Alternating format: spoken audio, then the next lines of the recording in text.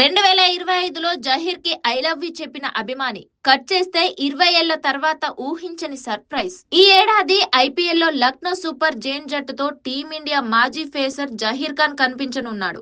Lucknow జట్ mentor గా ఎంపికైన George bowling coach గా కూడా వ్యవహరించనున్నాడు. ఇప్పటికే లక్నో జట్టులో చేరిన జహీర్ ఖాన్ వీడియో వైరల్ గా మారింది. మార్చి 24, 2005 బెంగళూరులోని చిన్నస్వామి స్టేడియంలో భారత్ వర్సెస్ పాకిస్తాన్ మూడవ టెస్ట్ మ్యాచ్ లో తలపడ్డాయి. ఈ మ్యాచ్ లో మొదట బ్యాటింగ్ చేసిన పాకిస్తాన్ తొలి ఇన్నింగ్స్ లో 570 పరుగులు చేసింది. ప్రతిస్పందనగా టీమిండియా బ్యాటింగ్ ప్రారంభించింది. ఈ సమయంలో జహీర్ ఖాన్ ఒక మహిళా అభిమాని చిన్నస్వామి స్టేడియంలో కనిపించింది.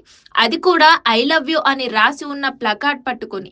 ఇంతలో కెమెరామ్యాన్ కళ్ళు జహీర్ నిన్ను నేను ప్రేమిస్తున్నాను అని రాసి ఉన్న ప్లకార్డ్ ను పట్టుకొని కూర్చున్న యువతిపై పడ్డాయి. లైవ్ మ్యాచ్ సందర్భంగా జహీర్ ఖాన్ యువతిని పదే పదే చూస్తున్నాడు. డ్రెస్సింగ్ రూమ్ లో కూర్చున్న యువరాజ్ సింగ్ కూడా జహీర్ ఖాన్ పై పడ్డాయి. ఈలోగా ఆ యువతి కూడా ఫ్లయింగ్ కిస్ ఇచ్చింది. ఈ క్రమంలో యువి జహీర్ స్పందన కోరుతున్నట్లు అనిపించింది. వెంటనే జహీర్ ఖాన్ కూడా ఆమెకు ఫ్లయింగ్ కిస్ ఇచ్చాడు.